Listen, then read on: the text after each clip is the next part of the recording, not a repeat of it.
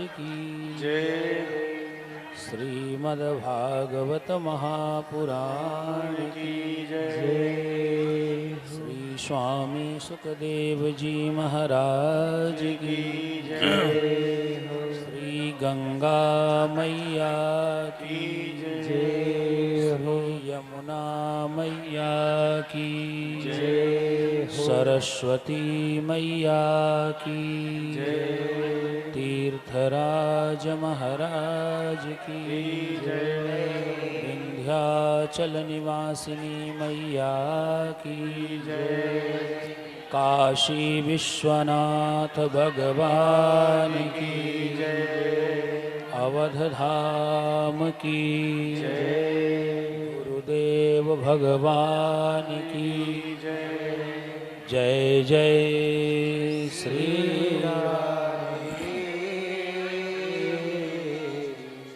द्वारिकाधीश की जय।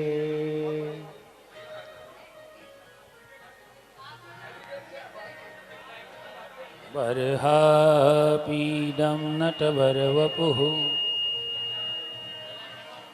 कर्णयो कर्णिकारम् बिभ्रदवासः कनककपिशं वैजयन्तीं च मालाम् रन्ध्रान् वेणुरधरसुधया पूरयन् गोपवृन्दैः बृन्दारण्यं स्वपतिरमणं प्राविशद्गीतकीर्तिः।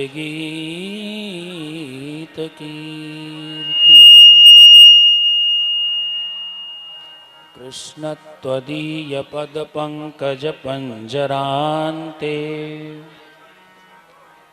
अद्यैव मे विशतु मानसराजहंस। प्राणप्रयाणसमये कपवत्पित्तैः कण्ठावरोधनविधौ स्मरणं कुतस्ते। ध्येयं सदा परिभवग्नमभीष्टदोहं तीर्थास्पदं शिवविरञ्चिनुतं शरण्यं प्रत्यार्तिहं प्रणतपालभवाब्धिपोतम्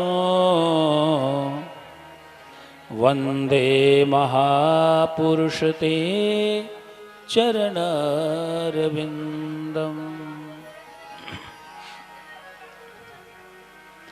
जय जय श्री राधारमण जय जय नवल किशोर जय गोपी चित चोर प्रभु जय जय माखन चोर। गुरुर्ब्रह्मा गुरुर्विष्णु गुरुर्देवो महेश्वरः गुरुः साक्षात् परब्रह्म तस्मै श्री गुरवे नमः। विशुद्धानन्द सन्दोहम् सच्चिदानंद विग्रहं साष्टांगं योग संविन्नं गुरुं वन्दे सदाशिवम्। विशुद्धानंद शिष्याय सच्चिदानंद रूपिणे रामानंद यतीन्द्राय हीराब्रूते नमो नमः। वृंदावन बिहारी लाल की श्री राधा रानी सरकार की श्री वृंदावन धाम की श्री गुरुदेव भगवान की जय। ब्रह्मलीन श्री स्वामी जी महाराज की जय। जय जय श्री राधे द्वारिकाधीश की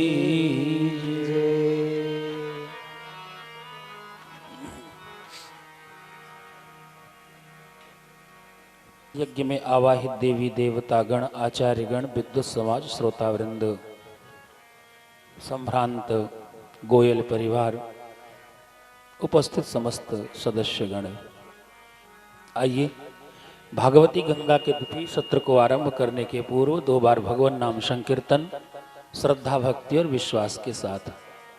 बोल वृंदावन बिहारी लाल की।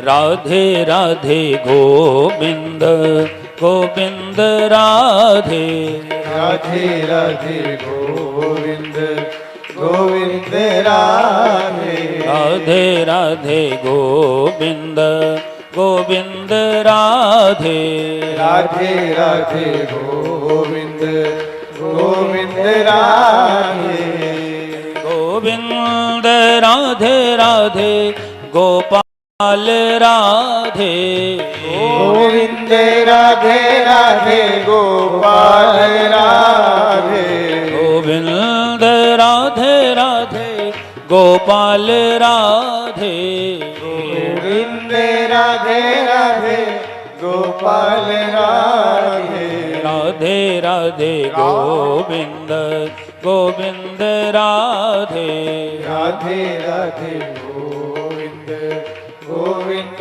राधे राधे राधे गोविंद गोविंद राधे राधे राधे गोविंद गोविंद राधे गोविंद राधे राधे गोपाल राधे गोविंद राधे राधे गोपाल राधे गोविंद राधे राधे गोपाल राधे गोविंद राधे राधे गोपाल राधे गोविंद राधे राधे गोपाल राधे गोविंद राधे राधे गोपाल राधे गोविंद राधे राधे गोपाल राधे गोविंद राधे राधे गोपाल राधे राधे राधे गोविंद गोविंद राधे राधे राधे गोविंद गोविंद राधे राधे राधे गोविंद गोविंद राधे राधे राधे गोविंद